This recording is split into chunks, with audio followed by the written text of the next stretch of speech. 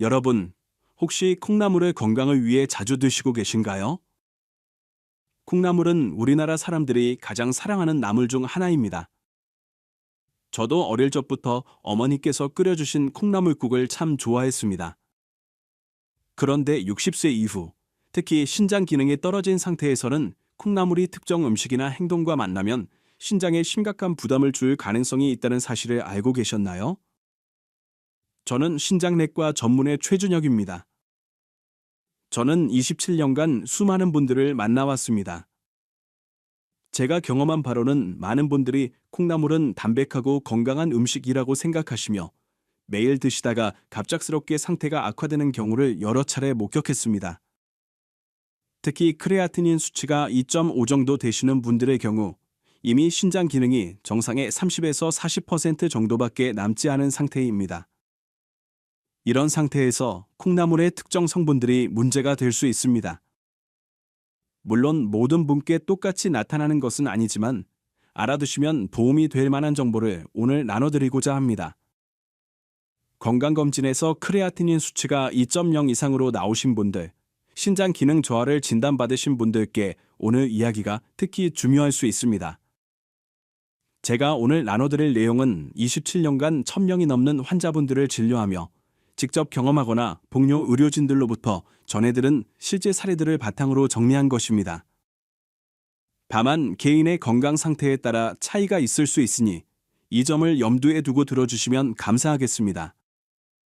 댓글창에 건강이라는 두 글자를 지금 바로 남겨주세요.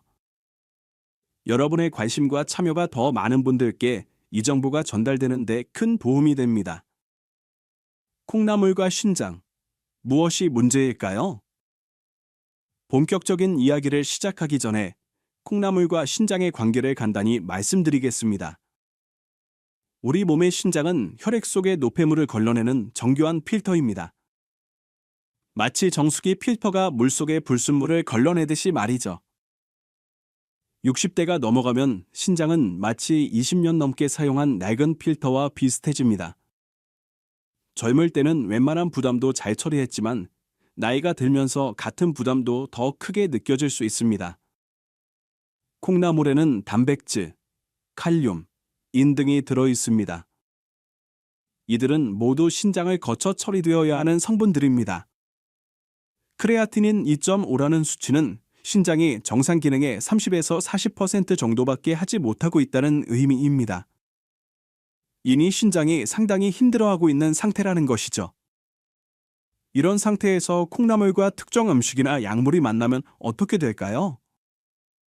마치 이미 무거운 짐을 들고 있는 사람에게 작은 짐 하나를 더 얹었을 때 그 작은 짐이 결정타가 되는 것과 비슷합니다. 물론 개인차가 있지만 일반적으로는 이러한 경향을 보입니다. 그렇다면 어떤 조합들이 위험할 수 있을까요? 지금부터 제가 직접 경험하거나 들은 3가지 사례를 말씀드리겠습니다. 첫 번째 사례, 지하철에서 만난 일며칠 전 퇴근길 지하철을 이용하던 중이었습니다. 저는 평소 대중교통을 자주 이용하는 편인데 그날은 퇴근 시간이라 차가 꽤 붐볐습니다. 한 정거장을 지날 때쯤 제 앞에 앉아 계시던 어르신께서 갑자기 얼굴을 찌푸리시며 가슴을 움켜잡으셨습니다.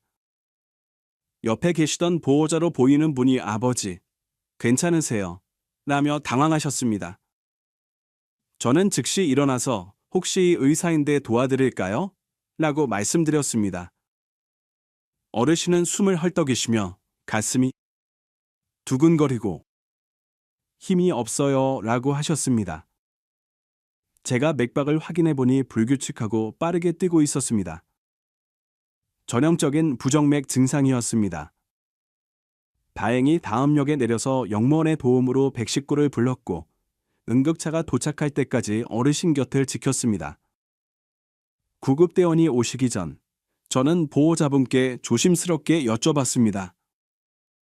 혹시 어르신께서 신장 관련 질환이 있으신가요?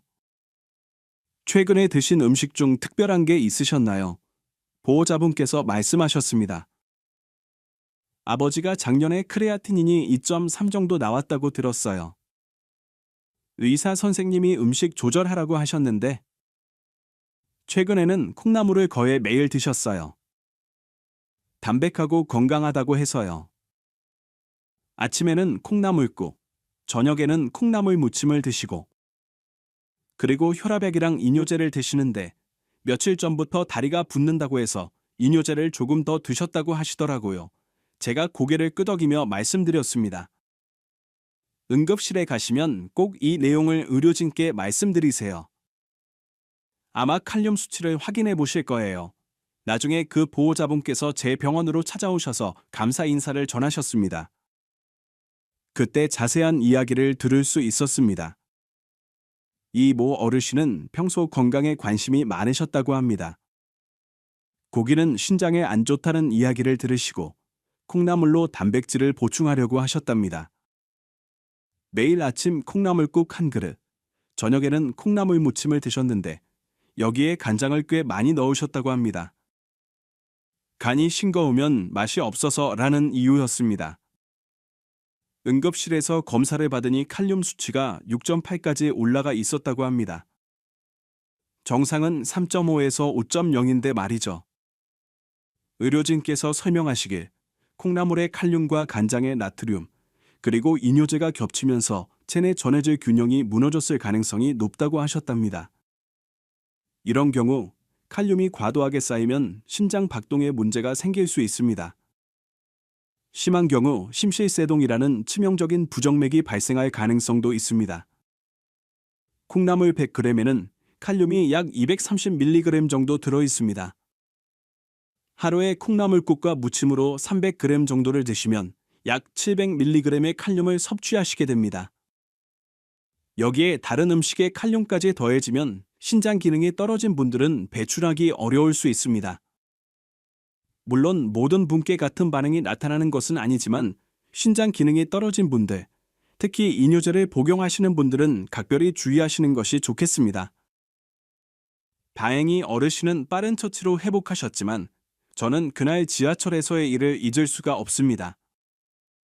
조금만 늦었어도 어떻게 되었을까 하는 생각이 들었거든요. 주변에 콩나물을 자주 드시는 분이 계시다면 이 정보를 공유해 주세요. 특히 이뇨제를 드시는 분들께는 꼭 전해주시면 좋겠습니다. 두 번째 사례, 동료 의사에게 들은 이야기. 제 동료 중에 투석실을 담당하는 의사가 있습니다. 투석실에서는 신장 기능이 거의 없어서 인공적으로 혈액을 걸러내야 하는 분들을 만납니다. 저희는 종종 환자 케이스에 대해 이야기를 나누곤 하는데 몇 달 전 동료가 들려준 사례가 기억에 남습니다. 동료가 말했습니다. 준혁아, 오늘 정말 안타까운 케이스를 봤어. 투석까지 안 가도 될 뻔했던 분이 갑자기 악화되셨거든. 제가 무슨 일이었어? 라고 물으니 이런 이야기를 들려주었습니다. 70대 초반 여성 환자분이었다고 합니다. 크레아티닌이 2.4 정도로 3단계 만성 신부전이셨는데 꾸준히 관리하시며 투석을 최대한 늦추려고 노력하셨답니다. 그런데 어느 날 갑자기 구토와 전신부종으로 응급실에 오셨고 검사 결과 크레아티닌이 5.2까지 치솟아 있었다고 합니다. 동료가 자세히 확인해보니 흥미로운 사실을 알게 되었답니다. 박모 어르신은 평소 단백질 제한 식단을 하고 계셨는데 TV 건강 프로그램에서 콩나물은 식물성 단백질이라 신장에 부담이 적다는 내용을 보셨다고 합니다.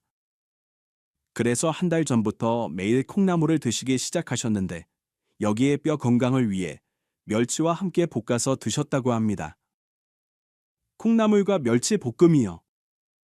언뜻 보면 건강한 조합 같지 않나요? 하지만 여기에 함정이 있었습니다. 동료가 영양 분석을 해보니 콩나물과 멸치를 함께 먹으면 인, 파스퍼러스, 섭취량이 급격히 증가한다는 것을 알게 되었답니다. 콩나물 100g에는 인이 약 60mg 들어있고 멸치 100g에는 무려 1100mg의 인이 들어있습니다. 신장 기능이 떨어진 상태에서 인이 과다하게 축적되면 뼈에서 칼슘이 빠져나오고 혈관에 칼슘이 침착되어 혈관이 딱딱해질 수 있습니다. 이를 혈관 석회화라고 부릅니다. 또한 인이 쌓이면 부갑상선 호르몬이 과도하게 분비되어 뼈가 약해지는 신성고리영양증이 생길 수 있습니다. 동료가 어르신께 조심스럽게 여쭤보니 멸치는 칼슘이 많아서 뼈에 좋다고 들었어요. 콩나물이랑 같이 먹으면 더 좋을 줄 알았죠? 라고 하셨답니다. 나중에 어르신께서 말씀하시길 한 달 동안 매일 먹었는데 갑자기 이렇게 될 줄은 몰랐어요. 오히려 건강해질 줄 알았는데 라며 눈물을 보이셨다고 합니다. 결국 어르신은 투석을 시작하셔야 했답니다. 만약 조금만 일찍 알았더라면 투석을 피할 수 있었을지도 모르는 상황이었습니다. 동료가 저에게 말했습니다. 준혁아, 환자분들이 정말 건강해지려고 노력하시는데 정보가 잘못 전달되면 오히려 독이 되는 경우가 있어. 우리가 더 적극적으로 알려야 할 것 같아. 저도 그 말에 깊이 공감했습니다. 콩나물도 좋고 멸치도 좋습니다. 하지만 신장 기능이 떨어진 분들에게는 이 조합이 위험할 수 있습니다. 특히 장기간 매일 드실 경우에는 더욱 주의가 필요합니다. 물론 모든 분께 동일하게 나타나는 것은 아니지만 크레아틴인이 2.0 이상이신 분들은 인섭취에 특별히 신경 쓰셔야 합니다. 도움이 되는 정보라고 생각하신다면 좋아요 버튼을 눌러주세요. 더 많은 분들께 이 정보가 전달될 수 있도록 도와주세요. 세 번째 사례. 우연히 만난 이웃 어르신 제가 사는 아파트 단지 경로당 앞을 지나가다가 있었던 일입니다. 평소 아침 산책을 하다 보면 경로당 앞에서 어르신들을 자주 뵙게 됩니다. 인사를 나누며 지나가곤 하는데 어느 날 한 어르신께서 벤치에 앉아서 힘들어하시는 모습이 보였습니다. 제가 다가가서 어르신, 괜찮으세요? 라고 여쭤보니 요즘 자꾸 손발이 저리고 입맛이 없어요. 나이 탓인가 봐요 라고 하셨습니다. 제가 의사임을 밝히고 조심스럽게 몇 가지를 여쭤봤습니다. 혹시 최근에 병원에서 검사 받으신 적 있으세요? 네. 석 달 전에 받았는데 크레아틴인이 2.6 나왔다고 신장 나쁘다고 하더라고요. 식사는 어떻게 하세요? 의사 선생님이 고기 줄이라고 해서 요즘은 콩나물로 단백질 보충해요. 아침 저녁으로 먹는데 소금 대신에 된장을 넣어요. 짜지 않게요. 제 머릿속에 경보음이 울렸습니다. 최 모 어르신은 혼자 사시면서 직접 식사를 준비하신다고 했습니다. 고기는 비싸고 소화도 안 된다며 한 달 전부터 콩나물을 주식으로 드시기 시작하셨답니다. 아침에는 콩나물국에 된장을 풀어서 드시고 저녁에는 콩나물을 데쳐서 된장 양념을 해서 드신다고 하셨습니다. 된장이 건강에 좋다고 해서요. 소금보다는 나을 것 같아서. 제가 조심스럽게 말씀드렸습니다.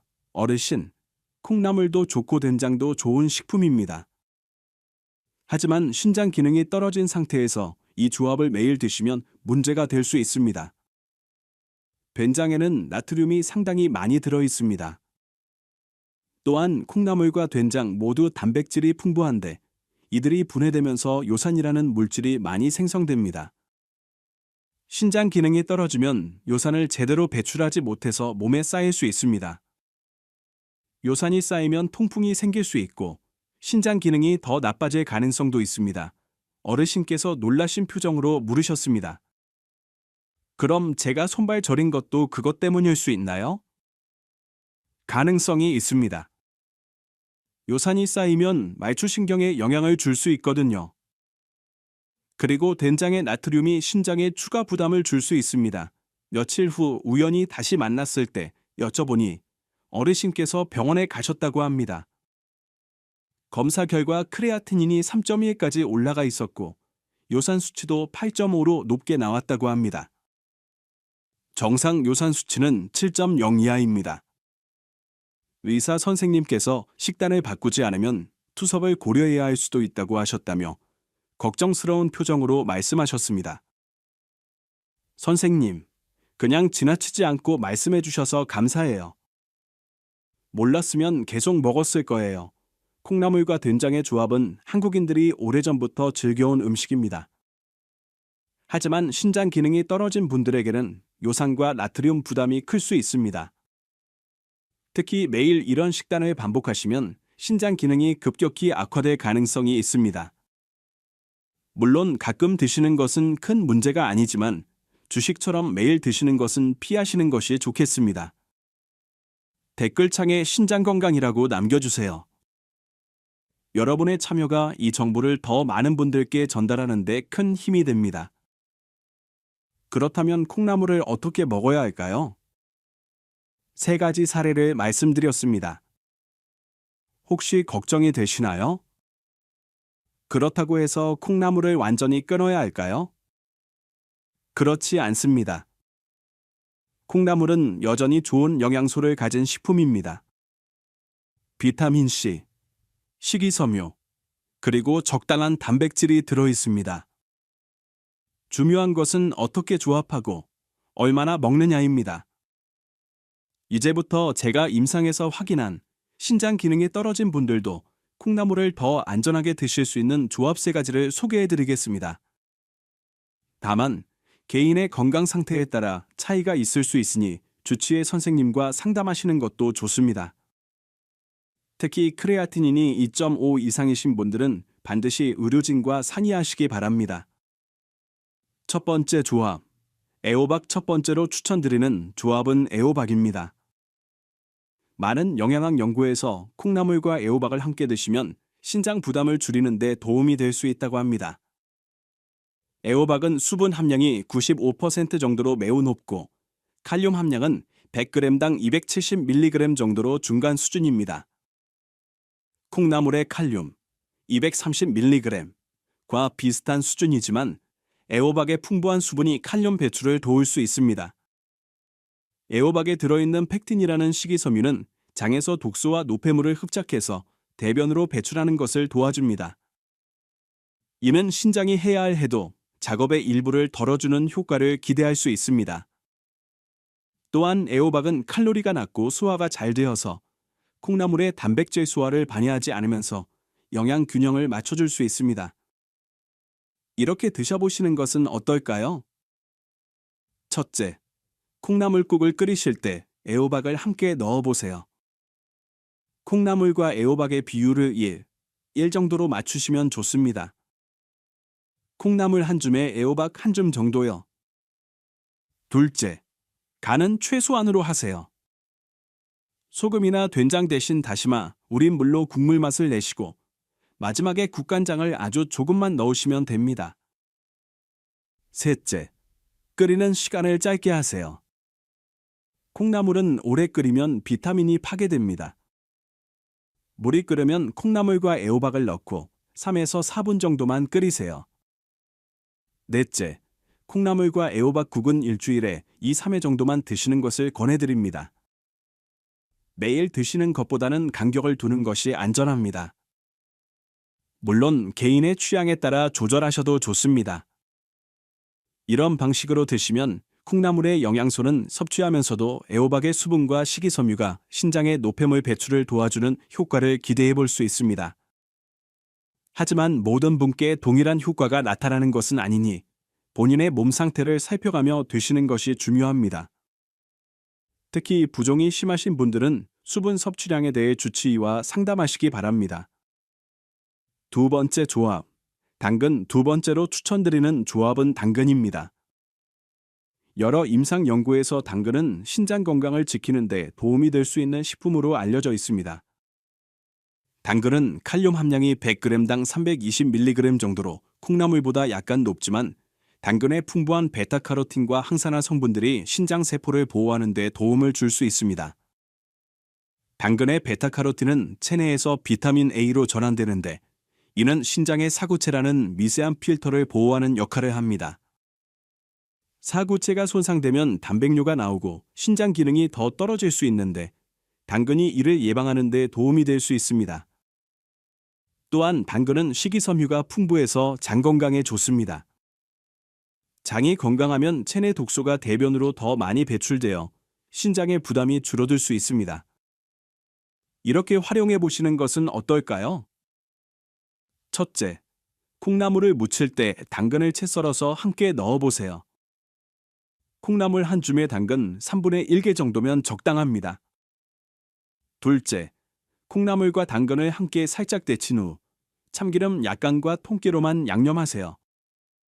간장이나 소금은 가능한 한 적게 넣으시거나 아예 넣지 마세요. 당근의 자연스러운 단맛이 간을 대신해 줄 수 있습니다. 셋째, 데칠 때는 물을 많이 사용하고 데친 물은 버리세요. 데치는 과정에서 콩나물과 당근의 칼륨 일부가 물로 빠져나갑니다. 이를 칼륨 제거 조리법이라고 합니다.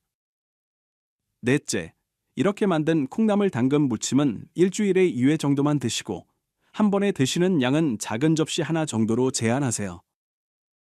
이런 방식으로 드시면 콩나물의 영양소를 섭취하면서도 당근의 항산화 성분으로 신장을 보호하는 효과를 기대해 볼 수 있습니다.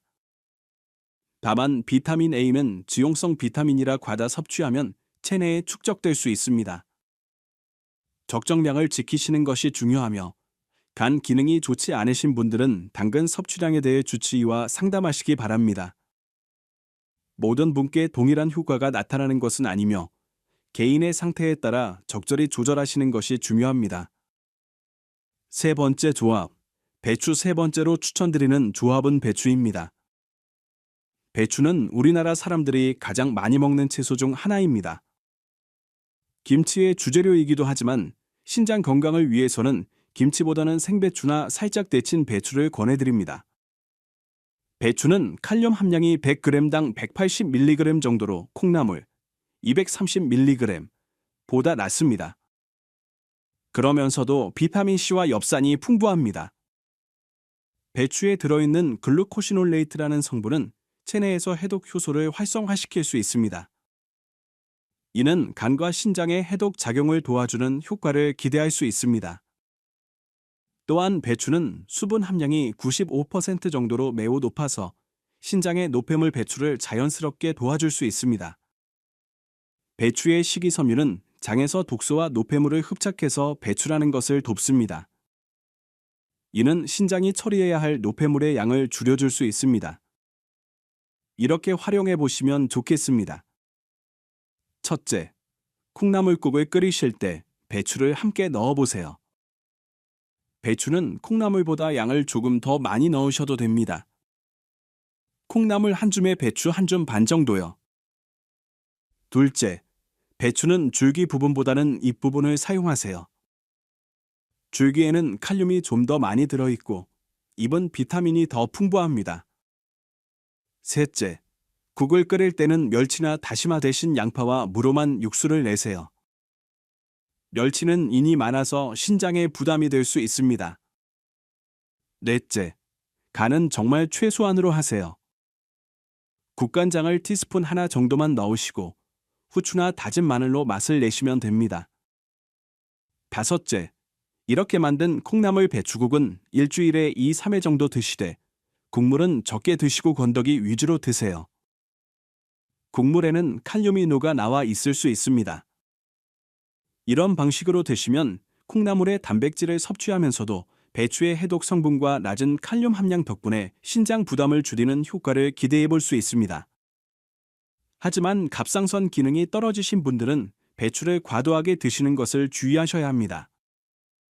배추에 들어있는 고이트로겐이라는 성분이 갑상선 호르몬 생성을 방해할 수 있기 때문입니다. 이런 경우에는 반드시 익혀서 드시고 양을 조절하시기 바랍니다. 개인의 건강 상태에 따라 효과와 적합성이 다를 수 있으니 몸의 반응을 살피며 드시는 것이 가장 중요합니다. 마무리하며 여러분, 오늘 제가 나눠드린 이야기를 정리해 보겠습니다. 콩나물은 좋은 식물성 단백질 공급원이며 우리나라 사람들이 오래전부터 즐겨온 건강식품입니다. 하지만 신장 기능이 떨어진 상태, 특히 크레아티닌이 2.5 이상이신 분들은 무엇과 함께 먹고 얼마나 자주 먹느냐가 매우 중요합니다. 피하셔야 할 조합은 다음과 같습니다. 첫째, 콩나물과 간장 또는 나트륨이 많은 조미료, 그리고 이뇨제의 조합입니다. 칼륨 과다 축적과 전해질 불균형의 위험이 있을 수 있습니다. 둘째, 콩나물과 멸치의 조합입니다. 인 과다 섭취로 혈관 석회화와 뼈 건강 악화의 가능성이 있습니다. 셋째, 콩나물과 된장을 매일 주식처럼 먹는 것입니다. 요산과 나트륨 부담으로 신장 기능이 더 악화될 수 있습니다. 대신 추천드리는 조합은 이렇습니다. 첫째, 콩나물과 애호박입니다. 수분이 풍부하고 식이섬유가 노폐물 배출을 도와줄 수 있습니다. 둘째, 콩나물과 당근입니다. 항산화 성분이 신장세포를 보호하는 데 도움이 될 수 있습니다. 셋째, 콩나물과 배추입니다.